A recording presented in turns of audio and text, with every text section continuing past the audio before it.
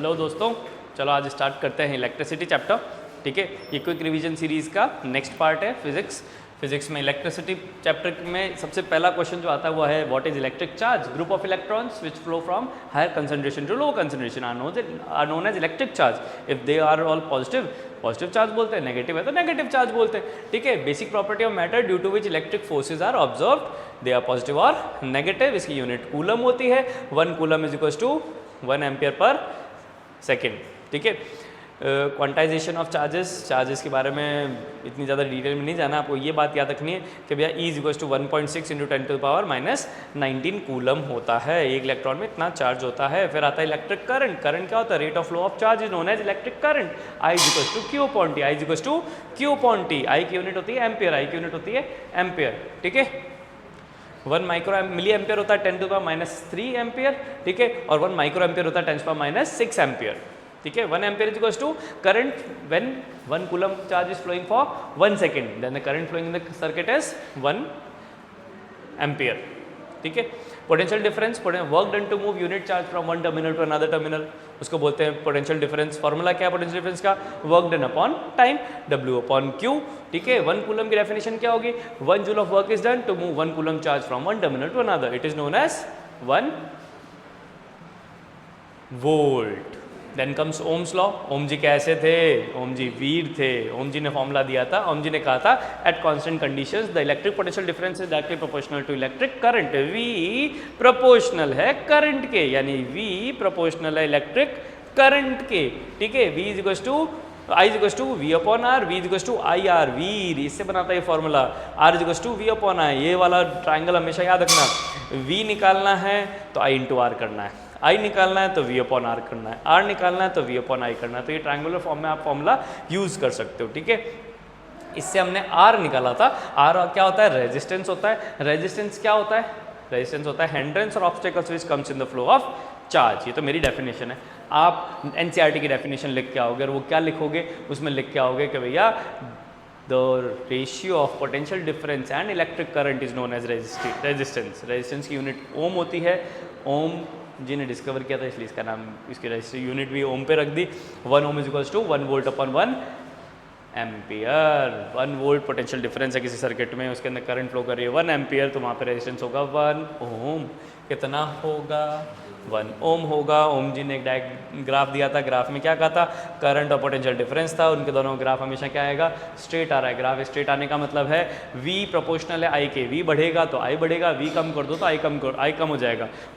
घर के अंदर वोल्टेज कम आ रहा है तो ऑब्वियस है लाइट्स डिम चलेगी, ढंग से नहीं चलेगी। वोल्टेज ज़्यादा आ रहा है तो हो सकता है आपकी लाइट्स खराब हो जाए, आपकी अप्लायंसेस खराब हो जाए। तो वो सब वोल्टेज पे डिपेंड करता है। वोल्टेज बढ़ेगा तो करंट भी बढ़ता है। ठीक है, R की वैल्यू हमेशा क्या होती है? कांस्टेंट होती है। क्या होती है? कांस्टेंट होती है। Like charges repel each other, opposite charges attract each other. Battery है, बैटरी में पॉजिटिव टर्मिनल से करंट पास होती है और नेगेटिव में जाती है। चार्ज नेगेटिव से पास होता है और पॉजिटिव की तरफ जाता है। करंट फ्लो करती है ऑपोजिट टू द चार्ज, याद रखना, करंट फ्लो करती है ऑपोजिट टू द चार्ज। ठीक है, पॉजिटिव से नेगेटिव करंट जाता है और चार्ज जाता है नेगेटिव से पॉजिटिव, याद रहेगा। ये आ गया बेटा आपका। यहाँ पे कुछ सिंबल्स हैं। ये इलेक्ट्रिक सेल का सिंबल है, बैटरी का सिंबल है, open circuit, close circuit, junction है, ओवरलैपिंग है। ये बल्ब ग्लो कर रहा है, यानी इलेक्ट्रिक बल्ब ग्लो कर रहा है। ये बंद है, ये ग्लो नहीं कर रहा है, ये ग्लो कर रहा है। ठीक है, ये रेजिस्टेंस है, ये वेरिएबल रेजिस्टेंस है, रियोस्टेट भी बोलते हैं। एमीटर सीरीज में लगता है, वोल्ट मीटर पैरेलल में लगता है। क्वेश्चन आया था फिलीज में आपके। ठीक है, राजस्थान बोर्ड वालों का आया था। ठीक है, याद रखना। देन कम्स एक सर्किट डायग्राम है, एमीटर लगा रखा है, की लगा रखी है, बैटरी है, करंट जा रही है 100 एम्पियर। यहाँ पे करंट कितनी हो रही है? क्योंकि 0 को दिखा रहा है। हाँ, ऊपर करंट वोल्ट मीटर में करंट नहीं जा रही, करंट सिर्फ इस रेजिस्टेंस से पास हो रही है और वोल्ट मीटर लगा हुआ है कहाँ पे? पैरेलल में लगा हुआ है। तो एमीटर सीरीज में, वोल्ट मीटर पैरेलल में लगा हुआ है। ठीक है, सीरीज कॉम्बिनेशन का रेजिस्टेंस कितना होता है? R1 R2 R3 till Rn। Parallel combination कितना होता है? 1/R = 1/R1 plus 1/R2 plus 1/R3 till 1/Rn। Resistance की डेफिनेशन मैंने आपको बता दी है। Resistance is the property of conductor that opposes the flow of electric current. इसकी यूनिट ओम होती है। 1 ओम कितना होता है? 1 ओम कितना होता है? 1 वोल्ट अपॉन 1 एम्पियर होता है। ठीक है, फिर आता है रेजिस्टेंस। फैक्टर्स अफेक्टिंग रेजिस्टेंस आते हैं। फैक्टर्स अफेक्टिंग रेजिस्टेंस में आप डायरेक्ट लिख सकते हो, ये फॉर्मूला याद करना है, इससे आपको सब समझ में आ जाएगा। Resistance is directly proportional to length and inversely proportional to area. Length बढ़ाओगे रेजिस्टेंस बढ़ेगा, लेंथ कम करोगे रेजिस्टेंस कम हो जाएगा, एरिया बढ़ाओगे रेजिस्टेंस कम हो जाएगा, एरिया कम करोगे रेजिस्टेंस बढ़ जाएगा। तो रेजिस्टेंस और एरिया तो उल्टे एक दूसरे के, रेजिस्टेंस और लेंथ एक दूसरे के सिमिलर है, ठीक है।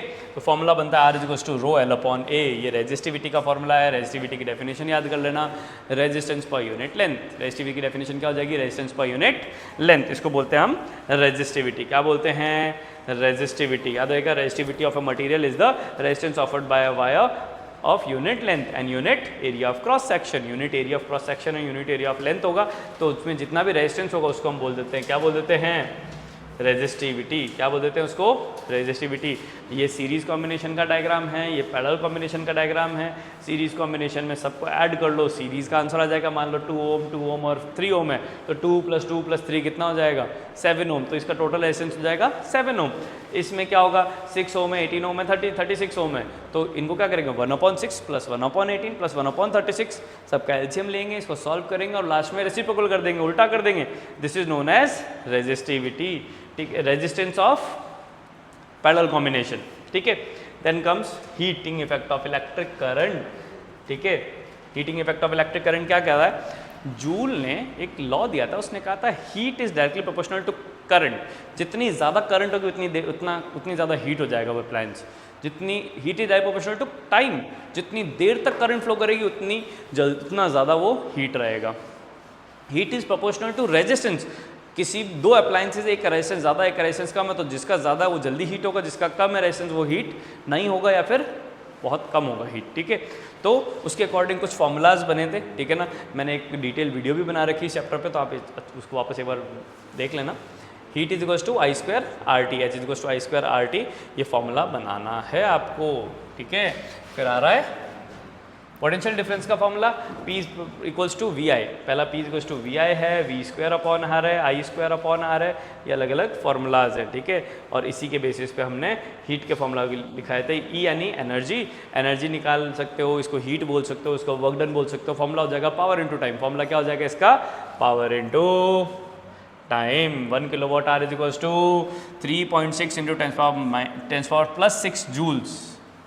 पूछेंगे, आपको कहेंगे कि भैया total 25 units energy has been used in a household, converted in joules, joules में कन्वर्ट करो इसको। आप ये वाला फॉर्मूला लगाओगे, मल्टीप्लाइड बाय 25 कर देना, टोटल आंसर आ जाएगा, बस सिंपल है, ठीक है। तो ये था बेटा आपका चैप्टर इलेक्ट्रिसिटी। इलेक्ट्रिसिटी के सारे फॉर्मूला समझाए मैंने आपको, बेसिक बातें सारी बता दी आपको, ये याद रखनी है आपको, ठीक है।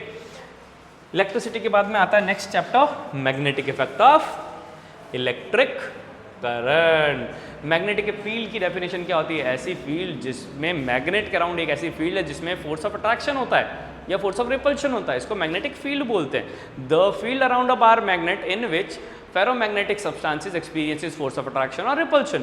फेरोमैग्नेटिक सब्सटेंसेस, एक वर्ड याद रखना, फेकोनी, फे यानी आयरन, कोबाल्ट, निकल, फेकोनी, ठीक है। आयरन, कोबाल्ट, निकल फोर्स ऑफ अट्रैक्शन या रिपल्शन एक्सपीरियंस करते हैं, उसको हम क्या बोल देते हैं, magnetic field, magnetic effect of electric current बोल देते हैं। मैग्नेटिक फील्ड लाइंस क्या होती है, lines drawn in a magnetic field. एक मैग्नेट रखा, उसके अराउंड कंपास की हेल्प से खूब सारी लाइंस ड्रॉ करिए, वो चॉकलेट जैसा डायग्राम बन रहा है बुक के अंदर, that is magnetic field lines. उसकी 5 प्रॉपर्टीज है, they move from north to south outside the magnet, south to north inside the magnet, they are maximum at the poles. Magnetic field lines have higher concentration at the poles, they have low concentration at the center, and सबसे last सबसे important क्या होगा, सोचो, the intensity decreases as you move away from the magnet। Magnet से दूर जाएंगे तो intensity decrease होती है। छठा पॉइंट भी ले लेते हैं, सबसे इंपॉर्टेंट वाला पॉइंट सबसे लास्ट में निकलना पड़ रहा है। They never intersect each other, they are parallel to each other, ठीक है। वो इंटरसेक्ट नहीं करती, वो पैरेलल होती है। इनको हम क्या बोलते हैं, मैग्नेटिक फील्ड लाइंस बोलते हैं। ये रहा डायग्राम, ठीक है। मैग्नेटिक फील्ड लाइंस के बाद में डायग्राम आता है, अलग अलग तरह के डायग्राम्स हैं। सबसे पहले magnetic field in current, state current can in conductor. और स्टेट ने क्या प्रूव किया था कि भैया एक वायर में करंट पास की, करंट पास करने पर कंपस उसके पास में रखा हुआ था, उस कंपस ने एक पर्टिकुलर डायरेक्शन में डिफ्लेक्शन शो किया। डायरेक्शन ऑफ करंट चेंज की उसने, उसी एक्सपेरिमेंट में सिर्फ करंट की डायरेक्शन चेंज की। पहले करंट ऊपर से नीचे थी, अब करंट नीचे से ऊपर जा रही है। वो जो डिफ्लेक्शन था वो अब ऑपोजिट डायरेक्शन में है कंपस का, दैट मीन्स ये प्रूव, इस एक्सपेरिमेंट से क्या प्रूव किया था ऑरस्टेड ने? Oersted prove that direction of current, as we change the direction of current, direction of magnetic field also changes. तो ये ऑरस्टेड ने कहा था। फिर ऑरस्टेड ने, फिर दूसरे साइंटिस्ट आए, उन्होंने क्या किया, एक कार्डबोर्ड लिया, कार्डबोर्ड में एक होल किया, होल करके कंडक्टर डाल दिया। वो जो स्ट्रेट कंडक्टर था उसके अंदर करंट पास हो रही थी। अब करंट, सपोज करो करंट जा रही है ऊपर, करंट कहाँ जा रही है? ऊपर जा रही है। तो वहाँ पे कंसेंट्रिक सर्कल्स में आयरन फाइलिंग्स अरेंज हो गई, ठीक है ना। एक डायग्राम होगा इसमें भी कहीं ना कहीं, नहीं है, चलो कोई बात नहीं, मैं आपको बुक में होगा डायग्राम, बुक वाला डायग्राम आप एक बार देख लेना, ठीक है। बुक वाला डायग्राम आप एक बार देख लेना। अब उसमें क्या होता है कि आयरन फाइलिंग्स जो है कंसेंट्रिक सर्कल्स में अरेंज हो गई। अब उनकी डायरेक्शन पता करनी कि वो क्लॉकवाइज है या एंटी क्लॉकवाइज है। उसके लिए क्या करना पड़ेगा आपको? उसके लिए आपको ना थम्स अप रूल करना पड़ेगा, राइट हैंड थंब रूल, ठीक है। हाँ जी बेटा, हमको राइट हैंड थंब रूल पढ़ना है। राइट हैंड थंब रूल से हम पता कर सकते हैं कंसेंट्रिक सर्कल्स की डायरेक्शन क्या है, क्लॉकवाइज है या एंटी क्लॉकवाइज है। अब आप क्या करोगे? You will arrange your right hand in such a way that you are holding a wire, thumb should be in the direction of current and the curls will be in the direction of magnetic field. magnetic field किस direction में जा रही है? अगर current ऊपर है तो magnetic field anti clockwise होगी, करंट नीचे है तो मैग्नेटिक फील्ड क्लॉकवाइज होगी, ठीक है। ये राइट हैंड थंब रूल है। थंब डायग्राम बनाना है आपको। देन सर्कुलर लूप आता है, सर्कुलर लूप पढ़ा था हमने, वापस समझा रहा हूँ। सर्कुलर लूप में क्या होता है? एक साइड में करंट ऊपर जा रही है, एक साइड में करंट नीचे जा रही है। उसके सेंटर वाली लाइन हमेशा स्ट्रेट आती है। क्वेश्चन सेंटर वाली लाइन में पूछा जाता है कि why this the line at the center of the circular loop is always straight line, because it is having two types of forces acting at the center. The total force at the center is 0, net force at the center is 0. उसके ऊपर in the above direction, above the magnetic field lines is having in, suppose करो they are flowing in an anti-clockwise direction and at the lower side it is flowing in a clockwise direction. So these are the two forces which are equal and opposite, and at the center their net force becomes 0. That's why the line becomes straight. line कैसी बन जाती है? अब ऐसी बहुत सारे circular loops को हम एक साथ अरेंज कर दें तो हम उसको क्या बना देते हैं? सोलेनॉइड। क्या बना देते हैं उसको? हम सोलेनॉइड बना देते हैं। Magnetic field due to a solenoid. Solenoid का डायग्राम होगा ये रहा, see this is a solenoid.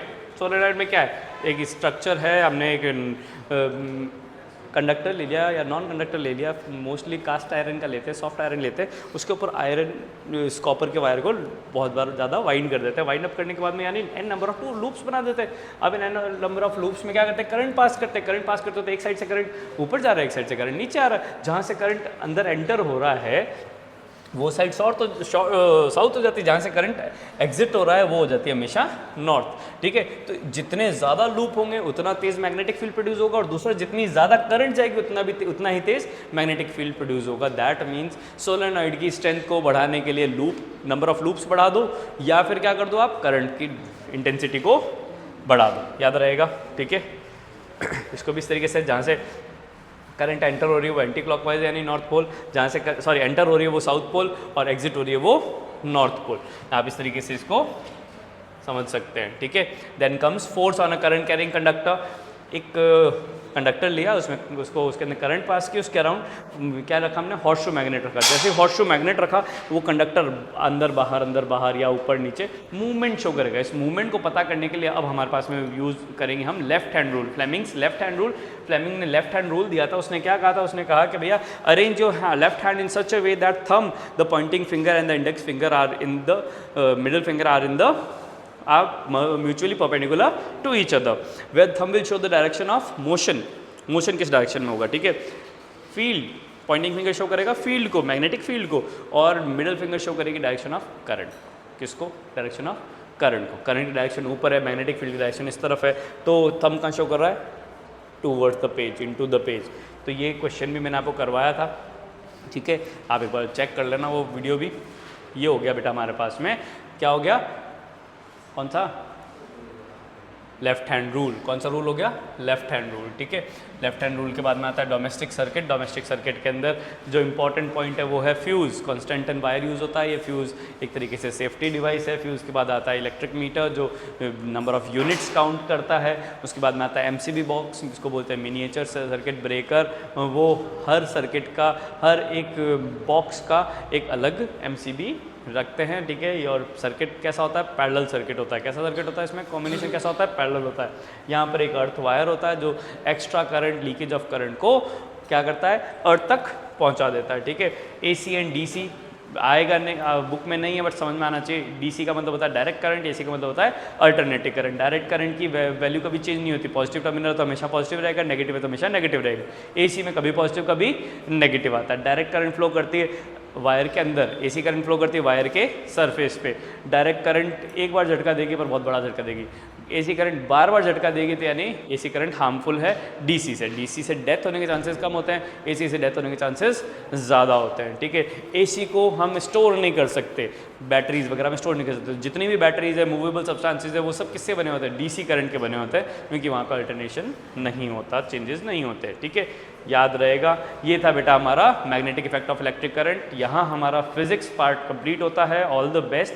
जितने भी फॉर्मूलाज हैं वो पढ़ोगे, जितने भी रे डायग्राम्स हैं वो पढ़ोगे, इलेक्ट्रिसिटी में एरो बनाओगे, लाइट में भी एरो बनाओगे। एरोज बहुत इंपॉर्टेंट है जितने भी रे डायग्राम्स बना रहे हो, और इनसे रिलेटेड इनके फॉर्मूला ज़रूर देख लेना बेटा। मैं एक क्लास लूँगा या फिर एक PDF डाल दूंगा जिसमें सारे फॉर्मूलाज होंगे आपके, ठीक है।